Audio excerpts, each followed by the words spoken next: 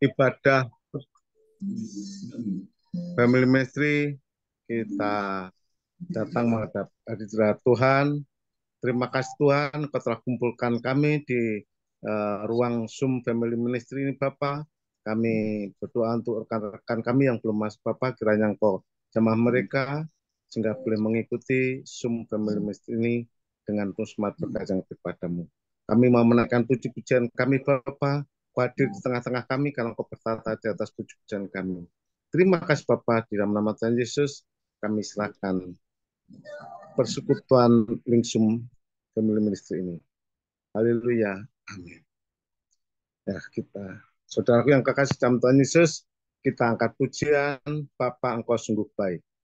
Bapa, Engkau sungguh baik, kasih-Mu melimpah di hidupku. Bapa, ku berterima kasih berkat-Mu hari ini yang Kau sediakan bagiku. Ku naikkan syukurku buat hari yang Kau beri. Tak habis-habisnya kasih dan rahmat-Mu selalu baru dan tak pernah terlambat. Pertolongan-Mu besar, setia-Mu di sepanjang hidupku. Pertolongan Tuhan tidak pernah terlambat. Pertolongan Tuhan tepat pada waktunya. Dia selalu memberikan yang terbaik bagi setiap anak-anaknya. Karena itu kita harus selalu bersandar hanya kepada Tuhan saja. Bapa, Engkau sungguh baik, kasih-Mu melimpah di hidupku. Bapa, ku berterima kasih berkat-Mu hari ini yang Kau sediakan bagiku. Ku naikkan syukurku buat hari yang Kau beri. Tak habis-habisnya kasih dan rahmat-Mu selalu baru dan tak pernah terlambat. Pertolongan-Mu besar, setia-Mu di sepanjang hidupku. Besar setia-Mu, besar setia-Mu di sepanjang hidupku. Saya mohon Pak Pendeta Hendra Winata untuk membuka di dalam doa.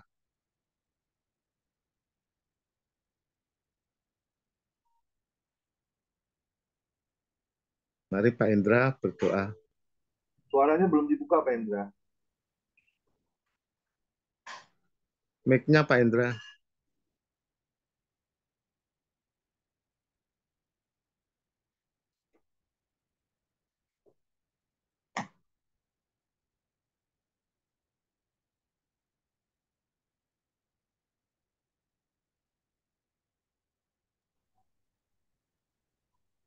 Ya, oke, kita berdoa.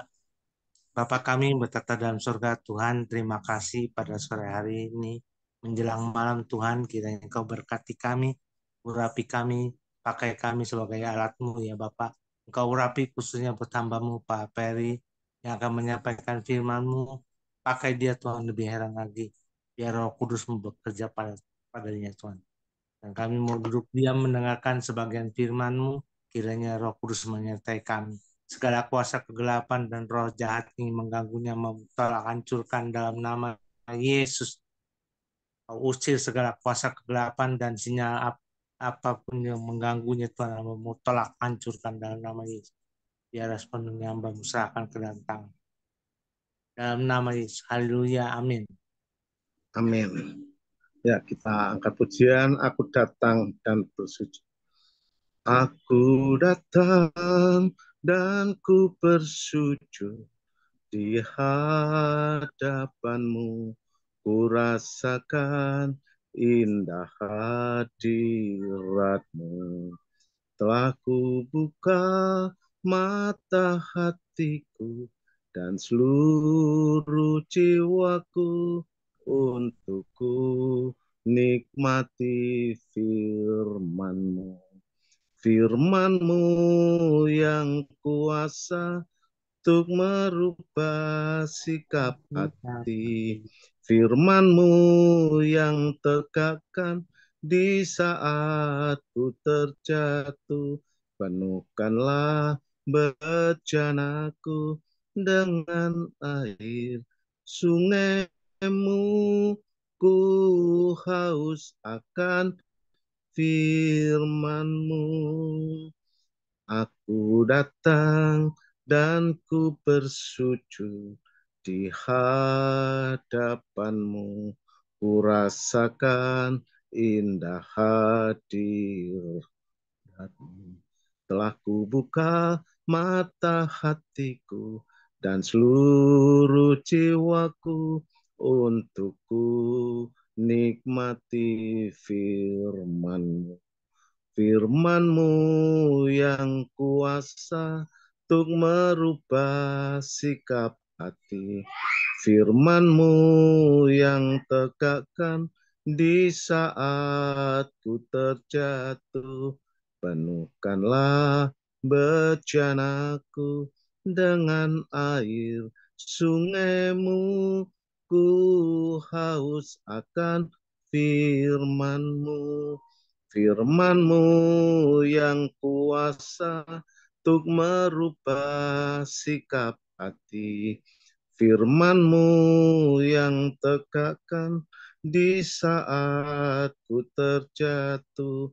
Penuhkanlah bejanaku dengan air sungai-Mu. Ku haus akan firman-Mu. Nah, firman Tuhan menjadi makanan setiap hari kita. Manusia jasmani butuh makanan, maka manusia rohani juga butuh makanan, yaitu setiap firman yang keluar dari mulut Allah itu yang menjadi makanan kerohanian kita setiap saat. Kita angkat pujian, kalaku cari damai. Kalaku cari damai, hanya ku dapat dalam Yesus. Kalaku cari ketenangan, hanya ku temui di dalam Yesus. Tak satu pun dapat menghiburku, tak seorang pun dapat menolongku. Hanya Yesus jawaban hidupku. Bersama Dia hatiku damai, walau dalam lembah kekelaman. Bersama Dia hatiku tenang, walau hidup penuh tantangan. Tak satu pun dapat menghiburku, tak seorang pun dapat menolongku. Hanya Yesus jawaban hidupku. Hanya Yesus jawaban setiap kita. Ketika kita hidup di dalam kegelisahan, ketakutan, kita datang kepada Tuhan Yesus. Karena dalam Tuhan Yesus ada kedamaian. Ini yang selalu kita rasakan. Kalau ku cari damai, hanya ku dapat dalam Yesus. Kalau ku cari ketenangan, hanya ku temui di dalam Yesus. Tak satu pun dapat menghiburku, tak seorang. Hanya Yesus jawaban hidupku. Bersama Dia hatiku damai, walau dalam lembah kekelaman. Bersama Dia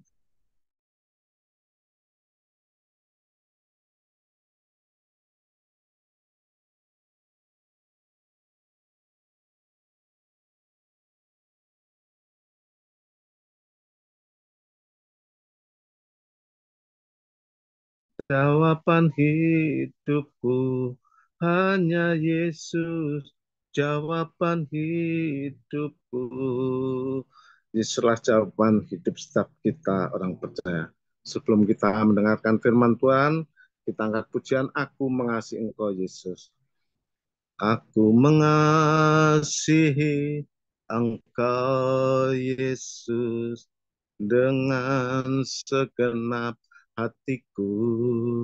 Aku mengasihi Engkau Yesus dengan segenap jiwaku. Ku renungkan firman-Mu siang dan malam.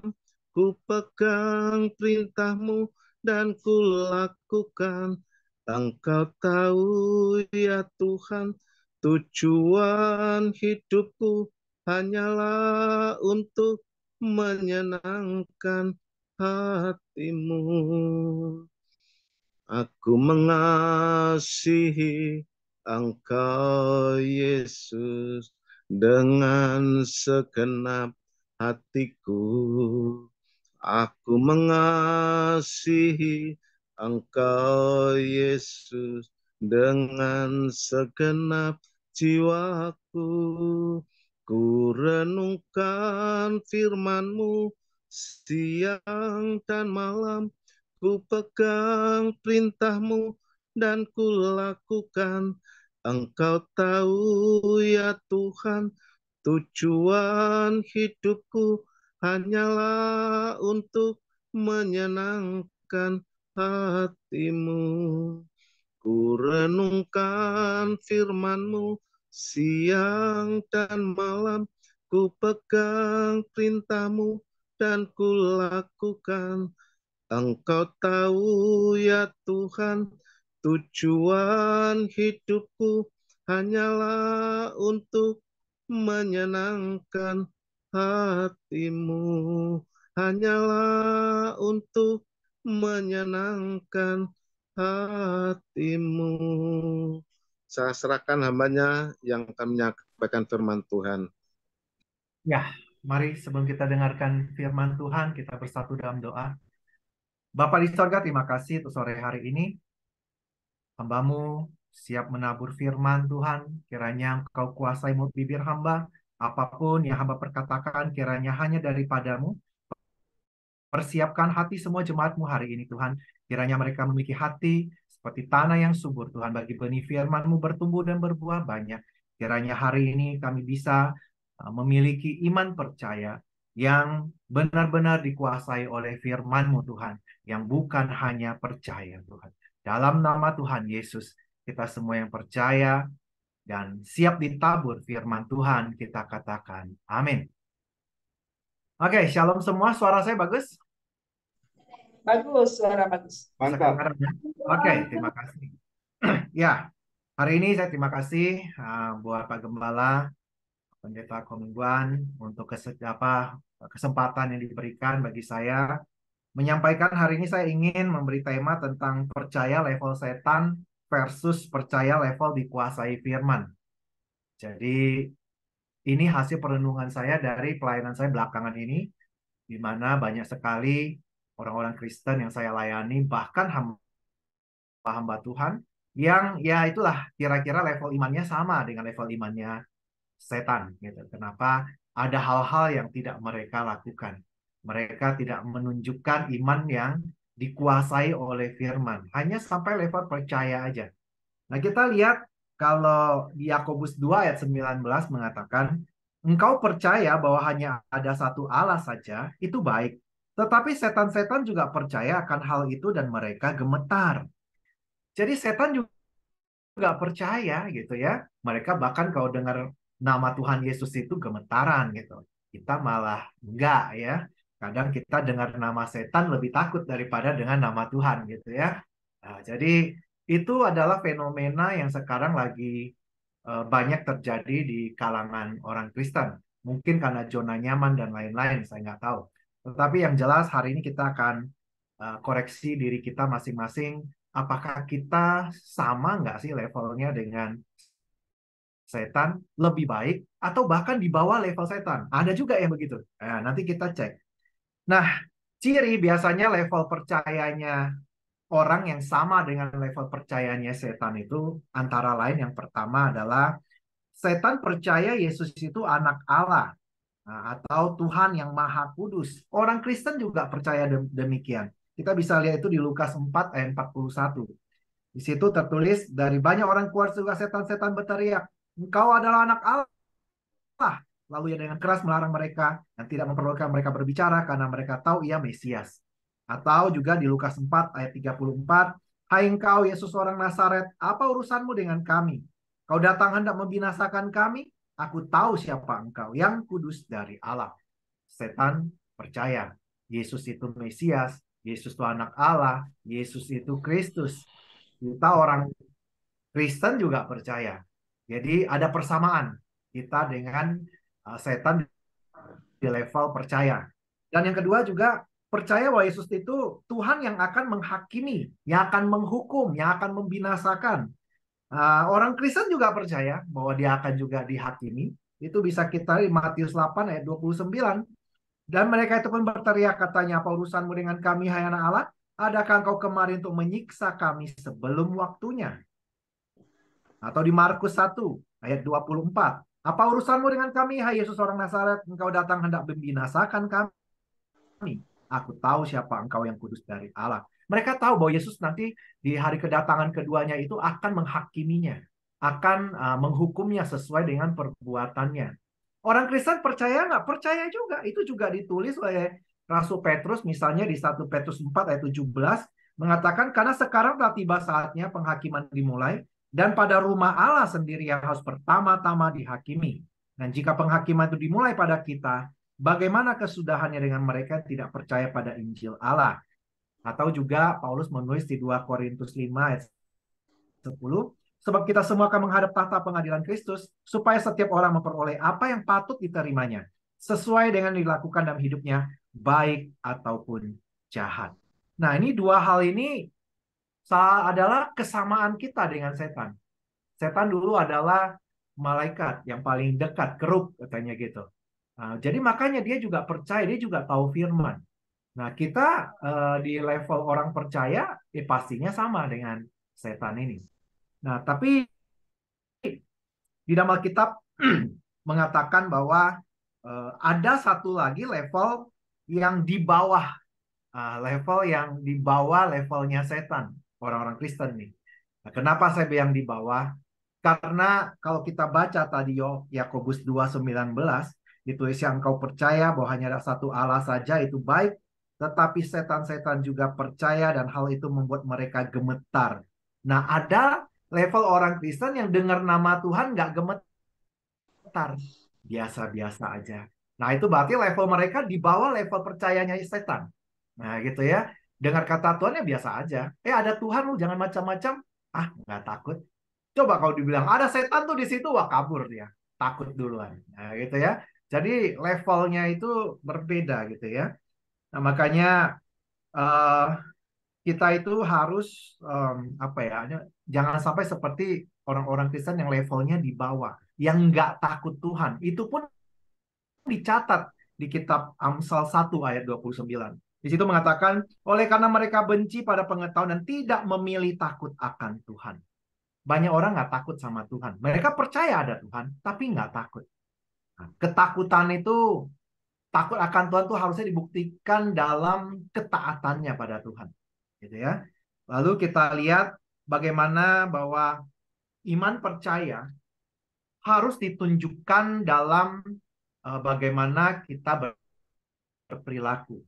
Bahwa iman kita dengan perbuatan harus sesuai dengan iman percaya kita. Keselamatan dimulai dari iman, saya setuju. Tidak dimulai dari perbuatan.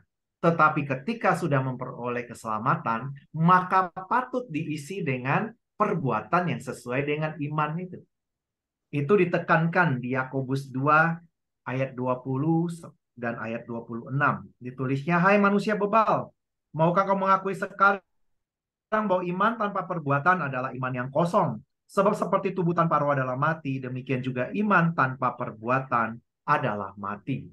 Bahkan di ayat yang ke-24-nya menekankan tentang keselamatan, bahwa manusia dibenarkan bukan hanya perbuatan, tetapi juga oleh iman. Jadi iman dan perbuatan dua-duanya harus ada, baru bisa dibenarkan.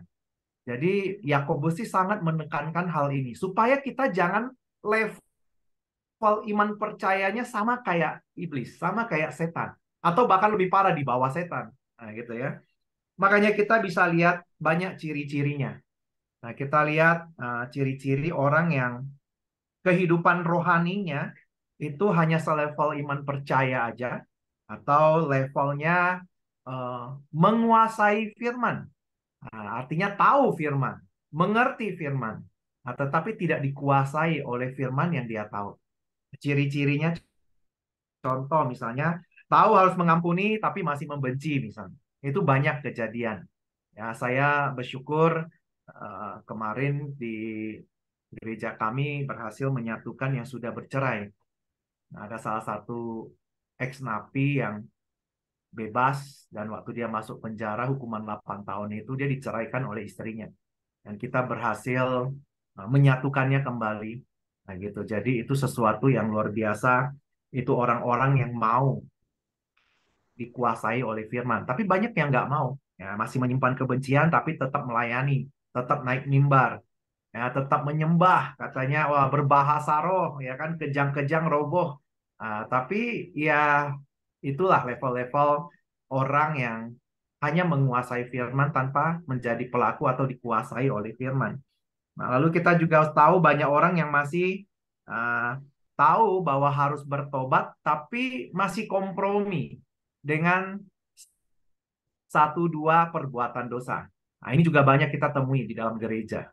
Bukan hanya jemaat biasa, bahkan hamba-hamba Tuhan. Saya belakangan menangani 3 pasang hamba Tuhan yang mengusahakan perceraian. 1 sudah bercerai, 2 lagi mengusahakan. Nah, gitu. Jadi nggak gampang gitu ya. Nggak gampang karena ahli-ahli Taurat kan begitu ya. Yesus bilang, kalau kehidupan agama kita tidak lebih baik dari ahli Taurat, ahli Taurat menguasai firman-Nya. Tetapi hidupnya nggak dikuasai oleh firman. Nah, kalau tidak lebih baik, kamu tidak akan bisa masuk dalam kerajaan sorga. Jadi terbukti, karena hari-hari ini semakin jahat katanya. Kasih akan menjadi dingin. Itulah ciri-cirinya. Banyak nanti orang-orang Kristen, bahkan hamba-hamba Tuhan yang levelnya hanya selevel percayanya setan aja. Nah, lalu kita lihat juga bagaimana kita tahu bahwa makanan rohani itu harus selalu dimakan supaya rohani kita six pack. Tapi banyak orang tidak menganggap itu penting. Lebih penting kalau kuliner gitu ya. Kalau di Bandung lebih enak ke Cibadak gitu ya. Nah, daripada setiap hari baca Alkitab yang jadi makanan rohani kita. Nah, itu hanya tahu tapi tidak dikuasai oleh apa yang dia tahu. Saya kadang lucu, orang sama kayak apa ya? Kayak orang bilang, saya tuh maunya langsing, nah gitu ya. Tapi hobinya makan, nah gitu. Jadi sama dengan saya mau punya kuasa Tuhan. Saya mau jadi orang benar, tapi tidak pernah mau makanan vitamin yang menambah kita untuk jadi orang benar. Nah, itu lucu saya. Jadi kayak jadi fantasi aja jadinya, gitu ya. Nah, lalu juga ada orang bilang tahu harus menjaga kekudusan, tetapi suka mencemarkan jasmani dan rohaninya. Saya suka ya Alkitab Paulus tuh menuliskan tentang menjauhi pencemaran jasmani rohani. Itu sengaja dituliskan, tidak mau ditulis apa aja. Karena dia tahu Alkitab itu buat sepanjang zaman. Nah, setiap zaman ada hal-hal yang bisa mencemari jasmani dan rohani. Bisa berbeda-beda setiap zaman. Nah, makanya kalau ada yang bilang rokok, misalnya sabu atau apa ya, itu nggak ada di dalam Alkitab, Pak. Siapa bilang? Baca baik-baik. Pencemaran jasmani itu termasuk salah satunya. Tinggal kamu anggap aja ya, pemerintah aja tahu itu mencemarkan tubuh, racun katanya. Masa iya kamu nggak ngerti? Nah, kan gitu ya. SPBU aja melarang, nah, gitu ya. Apalagi Alkitab gitu. Nah, lalu juga misalnya kita tahu bahwa kita tuh hanya sementara tinggal di dunia, tapi masih suka mencari harta dunia yang sifatnya sementara. Nah, gitu. Bukannya mencari harta kerajaan sorga. Itu juga lucu. bagi orang-orang Kristen bahkan hamba-hamba Tuhan gitu ya. Masih fokusnya itu gitu. Bukan tidak boleh, tapi jangan jadi fokus kita. Nah, fokus kita bagaimana menggunakan harta dunia untuk dijadikan diubah jadi harta surgawi. Itu fokus kita. Nah, gitu ya. Nah, jadi kita juga kadang ada yang masih gini, pengen terbangun. Misalnya orang-orang yang baru lahir baru misalnya. Saya pengen dong jadi dewasa rohani misalnya. Tahu caranya bagaimana harus bersekutu. Nah, harus rajin-rajin ke komunitas-komunitas yang sehat. Tetapi nggak pernah mau. Maunya sendiri. Bahkan cari-cari pengajaran sendiri, menafsir sendiri, terus akhirnya tersesat sendiri gitu. Nah, jadi itu juga aneh gitu kan. Jadi kalau kita hanya percaya selevel setan, maka akan tersesat seperti setan. Untungnya kita tidak dalam bentuk kekal seperti setan. Kenapa setan tidak diampuni oleh ketidaktaatannya? Karena dia sifatnya roh, kekal. Apapun yang dia pilih sifatnya kekal. Makanya kita, kalau di kitab Kejadian ya, Allah mengusir Adam dan Hawa supaya tidak makan buah kehidupan. Karena kalau ketika dalam keadaan dosa dia makan, maka dia kekal termasuk dosanya. Nah, makanya Allah harus mengusir kita. Dan ketika mengusir, kalau kita lihat di bahasa Ibrani-nya, ada tanda air mata di situ di piktogramnya. Jadi Allah tuh menangis ketika mengusir Adam dan Hawa. Saking mengasihinya. Tapi dia tahu harus diusir. Kalau enggak nanti kekal dosanya. Nah, kalau diusir masih ada kesempatan nanti. Nah, akan terjadi penebusan dosa. Nah, itu kira-kira besarnya kasih Allah terhadap kita. Nangis loh dia mengusir Adam dan Hawa itu. Nah, makanya kita lihat banyak sekali ayat-ayat yang kita tahu gitu ya.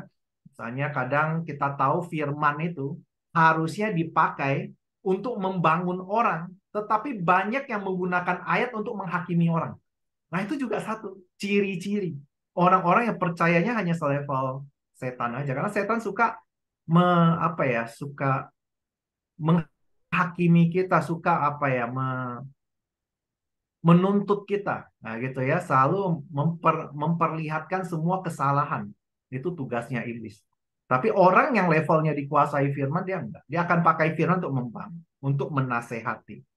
Menegur boleh, menghakimi enggak boleh. Gitu ya. Nah, makanya kita lihat bagaimana perbedaan orang-orang yang level imannya hanya sekedar percaya dengan yang dikuasai oleh firman yang sudah dia ketahui.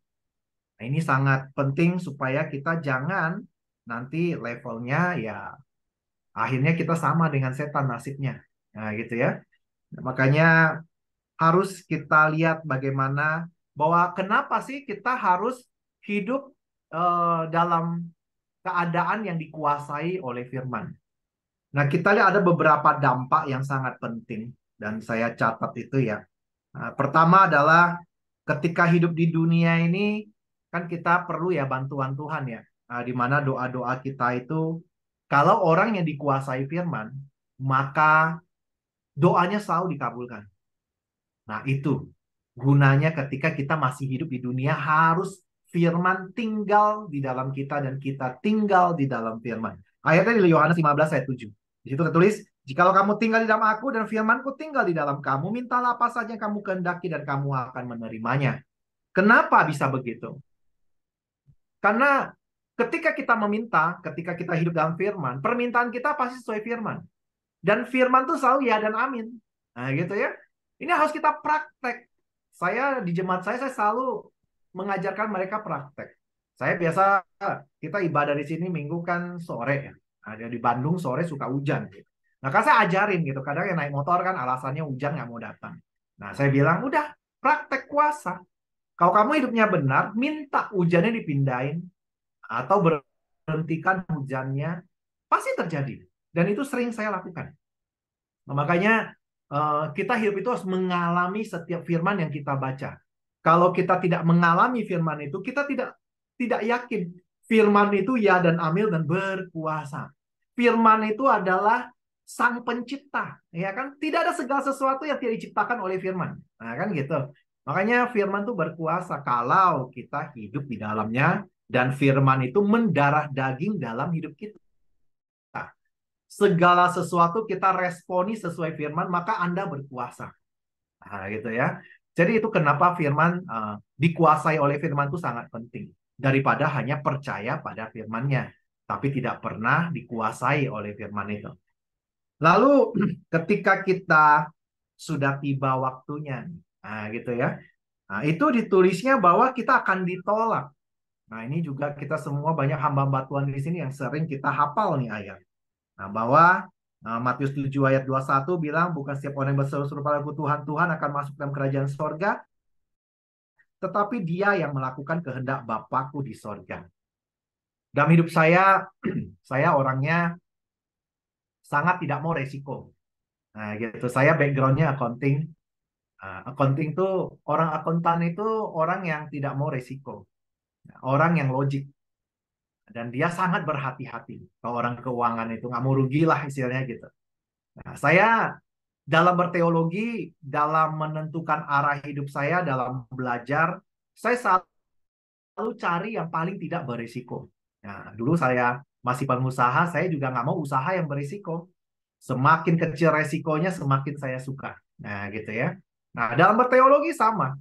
Kalau dulu belajar banyak teologi, gitu. Nah, salah satunya hyper grace misalnya. Nah, itu saya benar-benar tidak bisa cocok, gitu, karena terlalu beresiko. Sedangkan banyak ayat di Alkitab yang menerangkan kalau kamu tidak bertobat, kamu tidak bisa masuk surga. Nah, kenapa nggak ambil ayat-ayat yang beresiko? Nah, gitu ya, menafsir secara beresiko.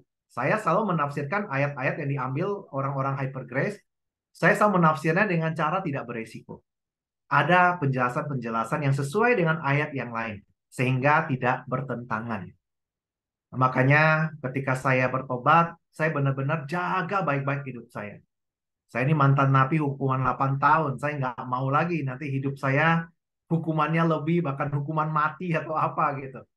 Saya cukup sekali mengalami dan saya jaga baik-baik hidup saya. Kalau jemaat saya tanya, Pastor, kapan sih Tuhan Yesus datang kedua kali? Saya cuma bilang besok. Nggak usah diperdebatkan. Besok aja anggap. Kalau besok nggak datang, bersyukur. Nah, makanya ketika kamu bisa bangun, bersyukurlah. Oh, Yesus masih kasih waktu buat kita. Masih ada tugas belum selesai. Mungkin masih ada hal yang belum kita bereskan. Tuhan masih kasih kesempatan. Di dalam Alkitab pun bilang bahwa kemurahan Tuhan, kesabaran Tuhan, tujuannya untuk kita punya kesempatan bertobat. Kesempatan menjalankan tugas-tugas yang sudah diberikan. Karena banyak tanggung jawab kita. Apalagi kalau di sini banyak hamba-hamba Tuhan. Tanggung jawab kita besar. Kita akan dituntut 2 kali lebih berat. Makanya yang lebih banyak tahu katanya kan dituntut lebih banyak. Nah gitu. Makanya hiduplah seakan besok waktunya. Maka hari ini kita akan hati-hati sekali. Nggak berani kita menghakimi. Nggak berani kita pelit. Nggak berani kita masih menyimpan dendam. Nah gitu. Nggak berani kalau hari ini ada salah kita biarin sampai besok. Nggak berani karena belum tentu besok kamu bangun. Nah, hari ini kita beresin sebelum matahari terbenam, kata Alkitab. Bereskan. Nah, gitu. Tuhan selalu kasih kesempatan. Saya percaya di teologi saya, yang saya percaya, setiap orang pasti dikasih di saat-saat terakhirnya. Mau di dalam keadaan koma, mau di keadaan mana, Tuhan kasih kesempatan bertobat. Mengakui dosa kesalahannya. Karena Tuhan sudah kasih fasilitasnya. Ketika kita terima Roh Kudus, sudah dikasih meterai, kita bisa langsung minta ampun. Nah, karena kita menerima juga meterai darahnya anak domba. Ketika kita minta, maka akan dikabulkan. Saya yakin setiap orang yang mendekati ajalnya, kalau dia sudah terima Roh Kudus, Tuhan kasih kesempatan untuk dia ngaku dosa.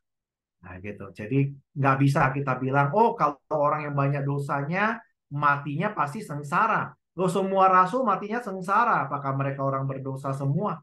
Nah, gitu ya. Jadi cara mati itu tidak menentukan orang mati dan berdosa apa enggak. Bukan itu. Tapi ketika dia hidup itu yang paling penting. Bukan cara matinya. Juga bukan apakah ketika mati banyak orang datang apa enggak, yang ngantar banyak apa enggak. Bukan itu juga.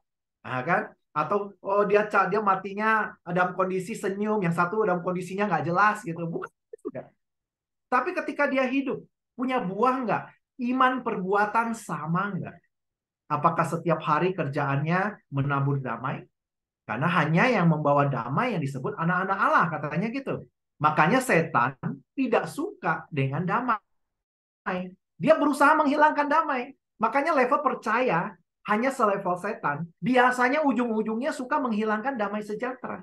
Sukanya ribut.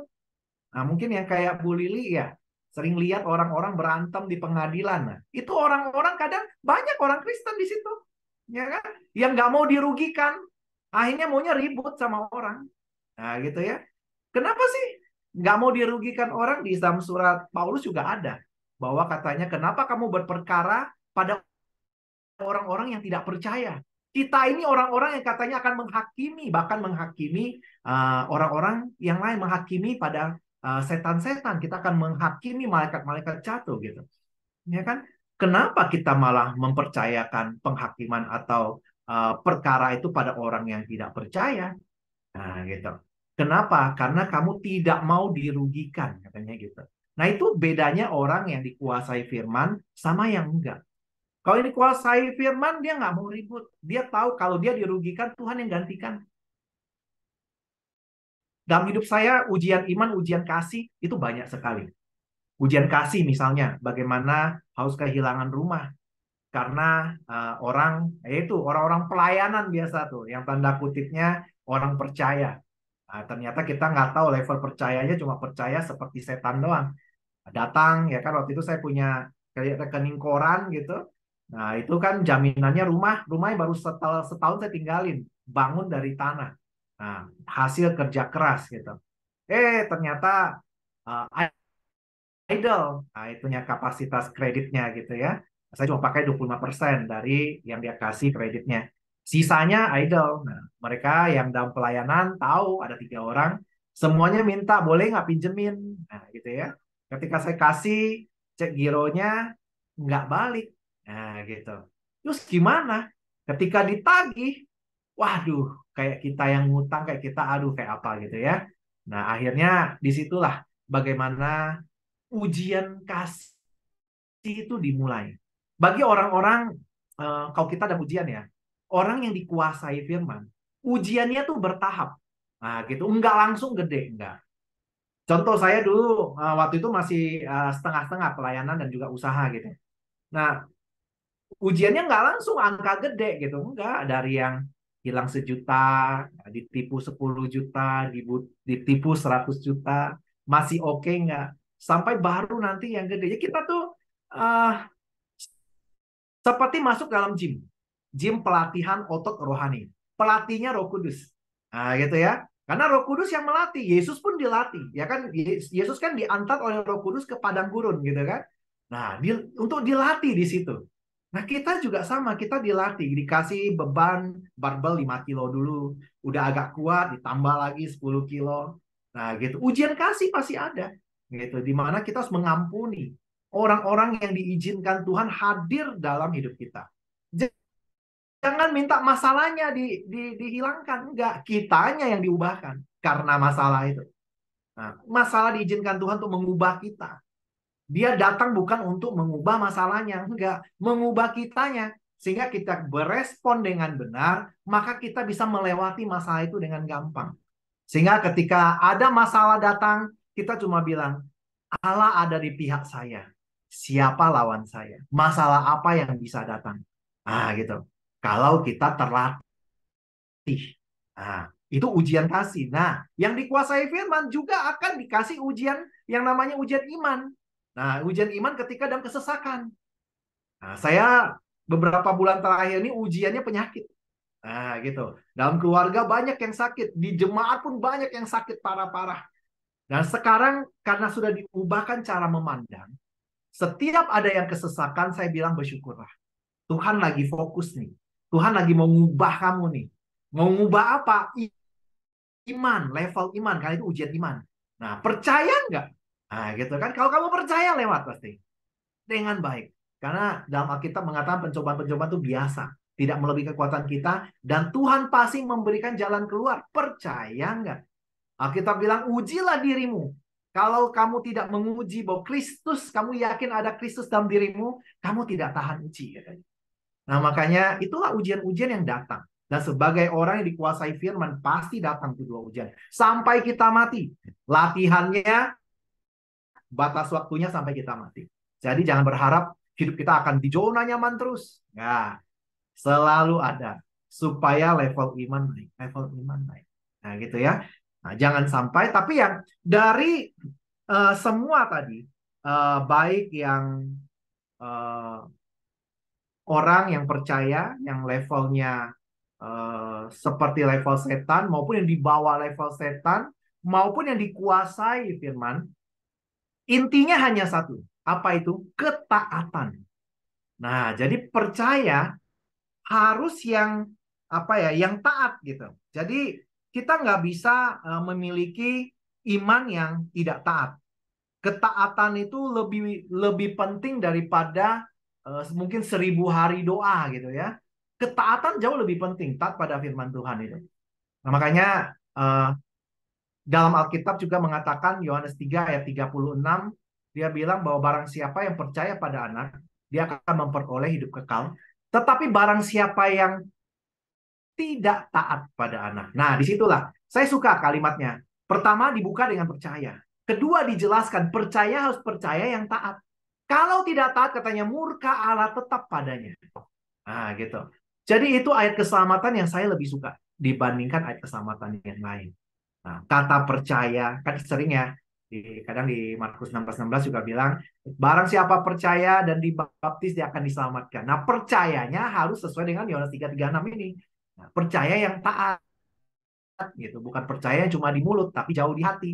Gitu ya. Dan itu terbukti dari bagaimana kita bertindak, perilaku, perkataan kita, gaya hidup kita. Kekristenan bukan tentang agama, kekristenan tentang gaya hidup.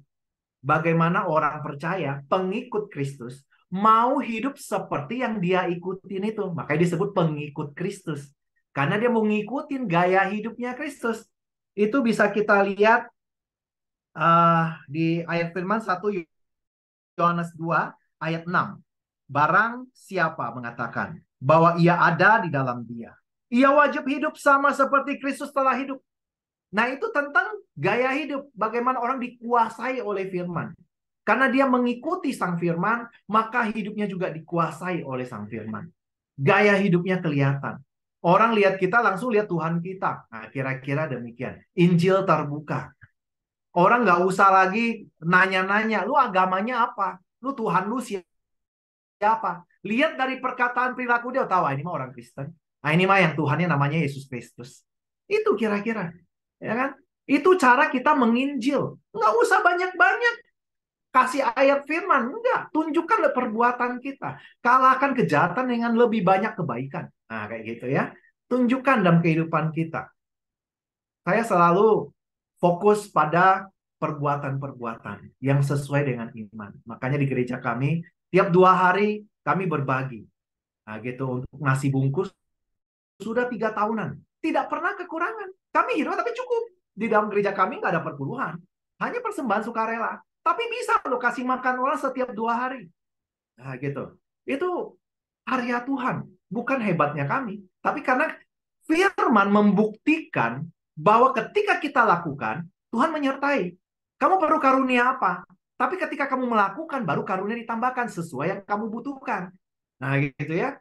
Kita kalau nggak pernah pelayanan gitu ya, nggak pernah mau melayani orang, nggak pernah mau berkorban, gimana Tuhan kasih tambah-tambah karunia? Buat apa? Mubazir.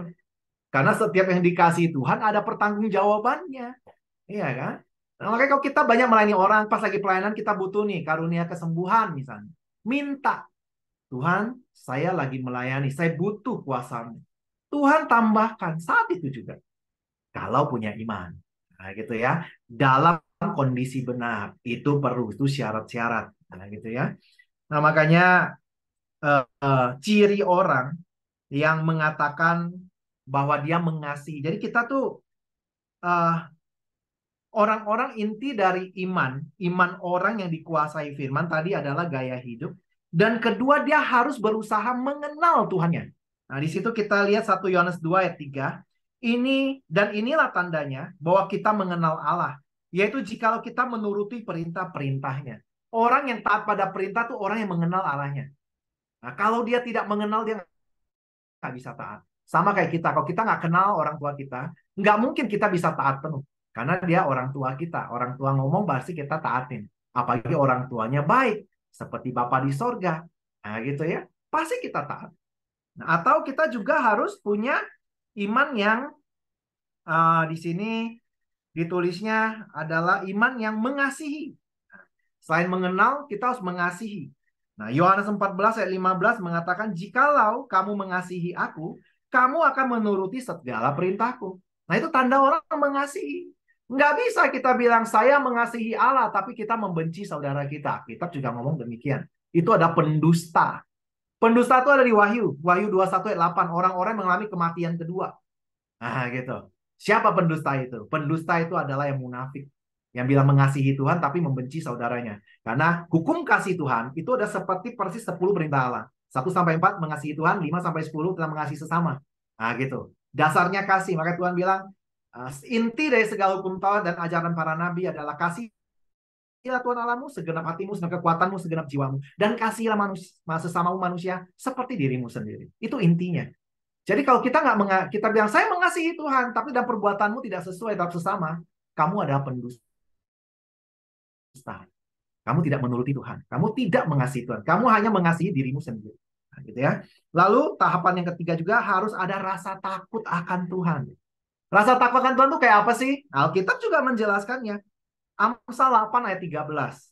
Di situ tertulisnya takut akan Tuhan adalah membenci kejahatan. Aku benci kesombongan, kecongkakan, tingkah laku yang jahat, dan mulut penuh tipu muslihat. Ya kan? Itu ciri orang takut akan Tuhan. Nah, kalau dia nggak melakukan itu, dia nggak takut Tuhan. Nah, gitu. Dia hanya, ya itulah, membohongi dirinya sendiri dan membohongi orang lain. Pendusta juga namanya. Orang munafik, ahli Taurat, yang hidup keagamaannya kita harus lebih baik dari mereka. Itu kira-kira. Makanya sekarang saya ajak di sini banyak hamba-hamba Tuhan. Kita harus ikuti satu surat di Roma 1 ayat 5. Saya senang ayat ini. Khususnya bagi hamba-hamba Tuhan. Di situ tertulis bahwa Roma 1 ayat 5, dengan perantaraannya kami menerima kasih karunia dan jabatan rasul untuk menuntun semua bangsa supaya mereka percaya dan taat pada namanya. Tugas hamba Tuhan tidak hanya membuat orang percaya, tetapi juga taat. Jadi jangan bangga kalau kita hanya membaptis aja. Oh, dia percaya udah, tapi tidak ada pemuritannya supaya dia taat. Maka pekerjaanmu belum selesai. Hanya setengah. Nah, gitu. Maka tugasmu belum selesai-selesai. Pemuritan harus ada. Makanya amanat agung itu lengkap. Ya kan? Selain kita harus membaptis, juga harus mengajar. Nah, gitu. Tujuan mengajar apa? Ketaatan. Itu paling penting.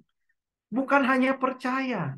Jangan orang banyak suka lihat gambar itu banyak orang masuk gereja, tapi di belakang gereja banyak berjatuhan ke jurang gitu ya. Orang mati di gereja, itu kasihan. Nah gitu. Gedung gereja, tempat hamba-hamba Tuhan bekerja, itu kayak perusahaan, ya kan? Di mana pekerja-pekerjanya itu adalah hamba-hamba Tuhan. Kerjaannya apa? Dia harus punya output, hasil usahanya, hasil gedung gereja itu didirikan buat apa? Menciptakan murid-murid yang taat. Nanti semuanya akan dikenal Tuhan di akhir hidupnya.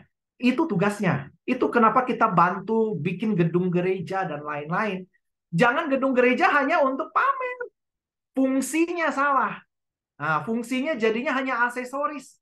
Orang banyak sekarang jemaat Tuhan dididik untuk mengejar aksesorisnya. Tidak mengejar fungsi utamanya. Gedung gereja dibikin mewah, aksesorisnya orang cari. Cari kemewahannya, cari kenyamanannya. Cari apa? Musiknya yang bagus. Musik nggak bagus, nggak bisa ketemu Tuhan. Ada yang begitu. Kadang kita diarahkan pada hanya aksesorisnya. Bukan fungsi utamanya. Nah, fungsi utamanya yang harus kita gedekan, yang harus kita tanamkan. pada setiap jemaat kita. Itu tugas hamba-hamba Tuhan. Itu tugas orang yang dikuasai oleh firman. Bukan yang hanya level percaya. Seperti setan. Ya, saya rasa mungkin itu yang bisa saya sampaikan hari ini. Dan semoga kita saling mengingatkan, saling membangun. Saya tidak sempurna. Saya juga butuh didoakan. Semua hamba-hamba Tuhan di sini. Supaya saya tetap setia pada panggilan. Supaya tetap menjalankan, mengajarkan tentang ketaatan. Bukan hanya sampai pada level percaya di mulut. Mari kita tutup dalam doa. Bapak di sorga, terima kasih untuk hari ini Tuhan. Kami percaya setiap kami dipanggil secara khusus Tuhan. Untuk bekerja di ladang-Mu Tuhan. Tetapi kami punya tuntutan untuk menghasilkan hasil yang sama di ujungnya. Apapun panggilan kami. Yaitu menghasilkan jemaat-jemaat-Mu Tuhan. Yang percaya dan taat Tuhan. Pada semua firman-Mu. Yang mereka mengalami Engkau. Dan ketika orang lain yang tidak percaya. Melihat semua jemaat-Mu. Melihat Engkau Tuhan. Dan mereka percaya. Benar, ini Tuhan yang luar biasa. Tuhan yang benar-benar menguasai jemaatnya. Yang benar-benar menyertai jemaatnya. Dan jemaatnya menjadi mempelainya. Yang benar-benar menampilkan Tuhannya dalam diri mereka. Ampuni segala dosa kesalahan kami Tuhan. Kadang kami lalai. Kadang kami masih bebal. Kadang kami masih bersifat kanak-kanak. Kiranya Roh Kudus pimpin kami. Ubahkan kami. Perbaharui kami terus-menerus. Agar kami bisa lebih dewasa, lebih serupa lagi dengan Engkau. Dalam nama Tuhan Yesus. Haleluya. Amin. Saya kembalikan ke host. Ya, terima kasih hambanya. Luar biasa, Pendeta Agustinus Ferry ya, yang sudah menjadi saluran berkat firman Tuhan. Ya, hari ini memang jujur ya, kita nggak berbohong ya. Orang itu banyak kan takutnya bukan sama Tuhan, tapi takutnya sama iblis ya, sama hantu ya. Kalau dibilang di situ banyak hantunya, wah ketakutan ya, nggak bisa tidur ya. Tapi kalau dia kita bilang, kamu jangan begitu, ada Tuhan. Mana Tuhan? Ya, ada yang seperti itu ya. Tapi nggak ada di family ministry, nggak ada yang seperti itu. Amin. Ya, saya selalu suka dengan kata TAAT ya, takut akan Allah terutama. Itu yang harus kita lakukan dalam kehidupan orang percaya. Nggak ada yang lain. Ya, karena mata Tuhan itu menjelajah seluruh bumi.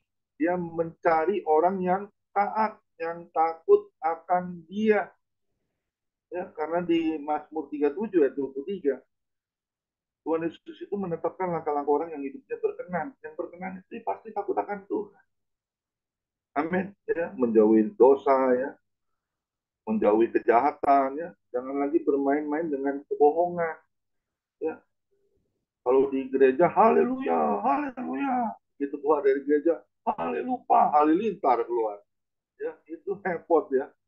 Kalau halilintar kan berarti marahin orang ya, ngegosip ya. Itu nggak boleh. Ya. Kita harus lakukan apa yang benar di hadapan Tuhan. Amin. Ya, karena hidup kita ini kan sementara ya. Kita cuma transit. Tuhan percayakan kita transit di dunia ini untuk apa? Untuk mencari orang-orang yang siap untuk taat kepada Tuhan. Bahkan cari jiwa-jiwa untuk diselamatkan. Ya, kan Filipi 1 ayat 22, hidup yang berarti itu hidup yang memberi buah. Ya. Buah apa ya? Buah pertobatan.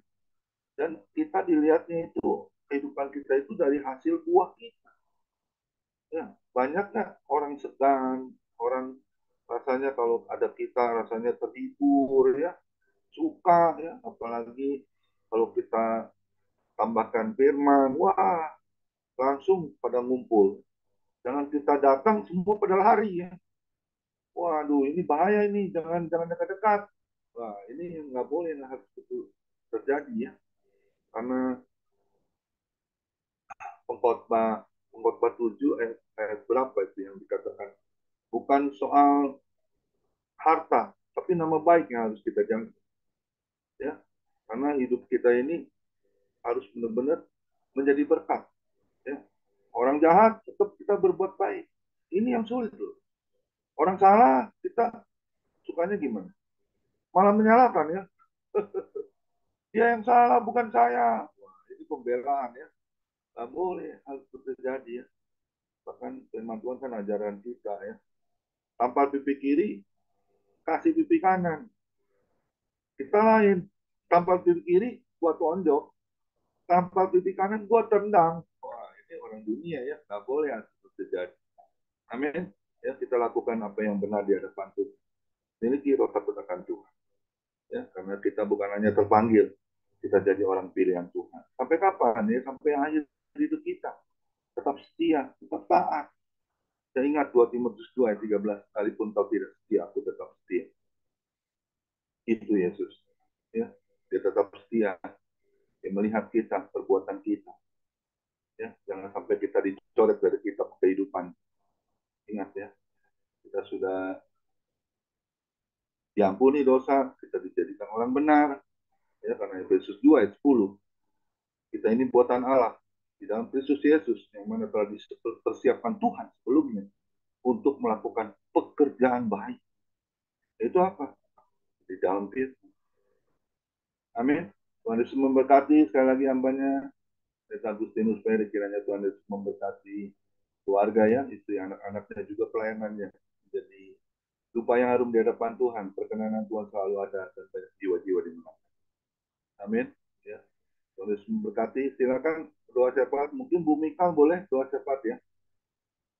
Tapi sebelumnya satu pujian Pak Sutarjo. Setelah itu nanti bincang-bincang Pak Joni Kandar. Tuhan Yesus memberkati.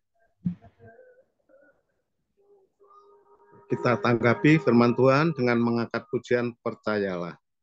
Bila serta Tuhan dalam perjalanan, sinar sabdanya jadi suluh.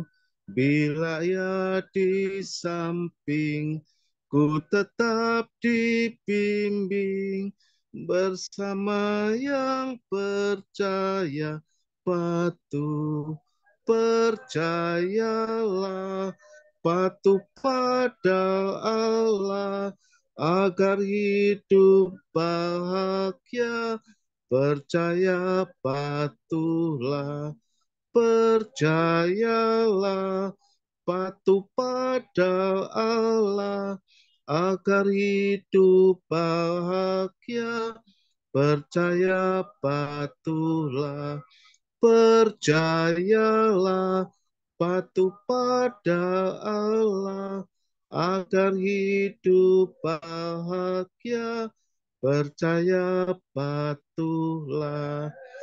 Saya silakan hambanya Ibu Pendeta Mikal untuk berdoa syafaat.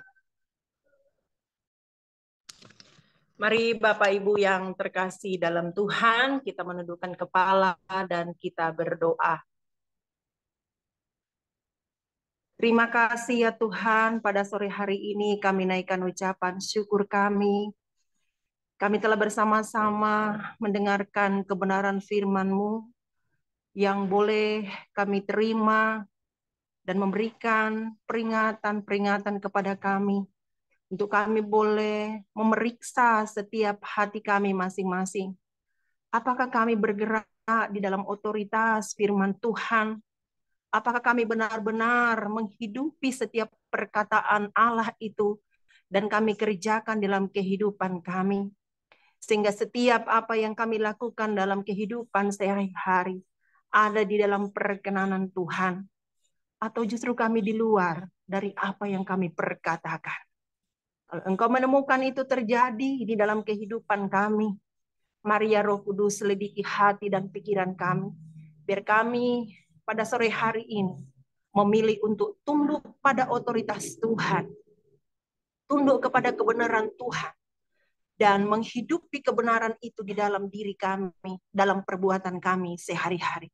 Sehingga terang Kristus yang menghiasi kehidupan kami, dan orang-orang yang ada di sekitar kami berjumpa dengan kami, menikmati kasih Kristus yang ada di dalam diri kami. Terima kasih ya Tuhan. Kalau Engkau menemukan di antara kami pada sore hari ini, gagal di dalam perkataan, gagal di dalam tindakan perilaku. Mari Bapa melalui kebenaran firman-Mu pada sore hari ini boleh menyadarkan setiap pribadi kami dan boleh memampukan kami untuk melakukan firman-Mu yang hidup dan kudus itu. Hari ini Tuhan, hamba berdoa buat hamba-Mu Bapak Pendeta Ferry yang Tuhan sudah utus bersama-sama pada sore hari ini, memberkati kami lewat kebenaran firman-Mu, urapi dan berkati dalam pelayanan-pelayanan Tuhan percayakan, dan semakin hari semakin bertambah-tambah jiwa yang mengenal akan kebenaran firman-Mu dan segala ketetapan dan otoritas firman dan semua yang ada dalam firman-Mu itu boleh menyertai kehidupan hamba-Mu ini dan terus dipakai oleh Tuhan, dilawat dan diberkati. Jemaat yang dilayani, yang dipercayakan oleh Tuhan, mereka mengalami berkat-berkat rohani yang luar biasa dan mereka juga dipakai oleh Tuhan untuk memberitakan Injil di tengah-tengah kehidupan keluarga, bahkan di pekerjaan atau dimanapun yang Tuhan percayakan. Sehingga hari lepas hari kami akan mendengar bagaimana kemajuan pertumbuhan iman rohani jemaat yang dilayani oleh hamba-Mu Bapak Pendeta Ferry. Terima kasih ya Tuhan.